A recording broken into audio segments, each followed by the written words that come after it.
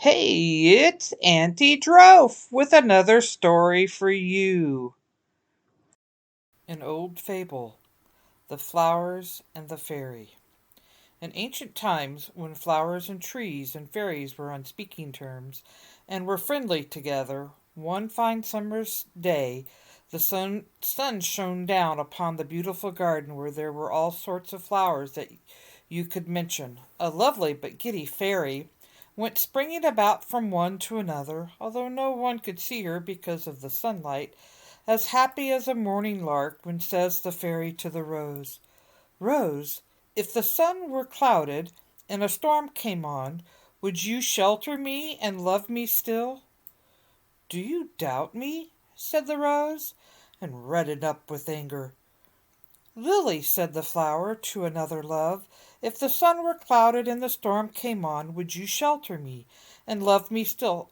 "Oh, do you think I would change?" says the lily, and she grew very still paler with sorrow. "Tulip," said the fairy, "if the sun was clouded and the storm came upon, would you shelter me and love me still?"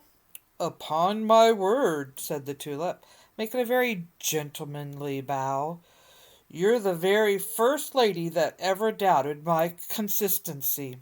And so the fairy sported on, joyful to think of her kind and blooming friends.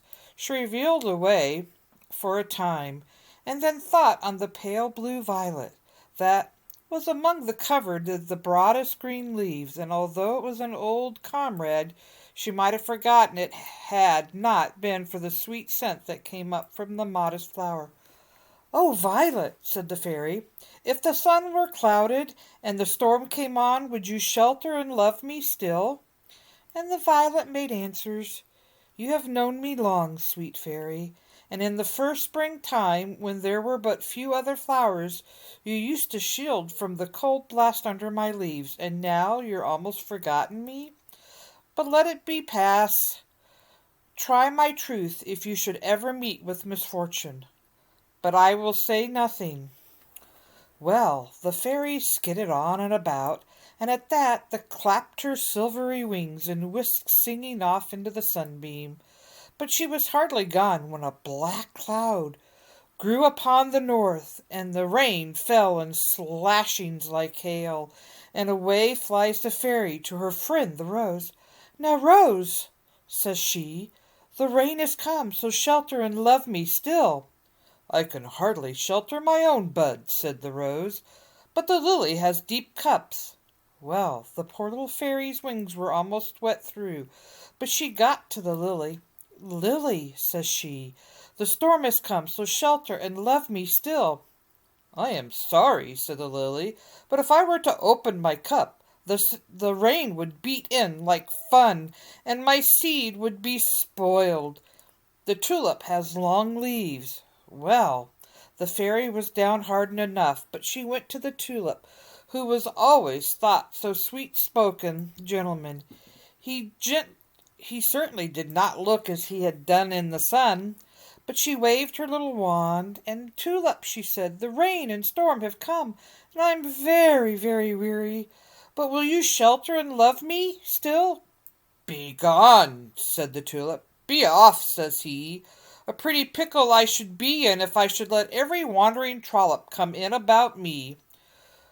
Well, this time she was very tired. Her wings were dripping wet on her back, wet indeed, but there was no help for it, and leaning on her silver wand, she limped off to the violet. And the parting little flower with blue eyes, that's as clear as a kitten, saw her coming, and never a word she spoke, but opened her broad green leaves and took the wild wandering little creature to her bosom, and dried her wings, and then breathed her sweet perfume over her, and sheltered her until the storm was clean and gone. Then the humble violet spoke, "Fairy Queen, it is bad to flirt with many, for the love of one true heart is enough for any fairy spirit. The old love is better than a happy compliment of a world of flowers, for it will last when the others fade away."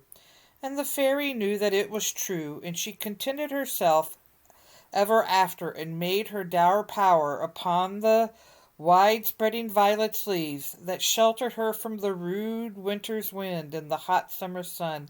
And to this very day the fairies love the violet beds.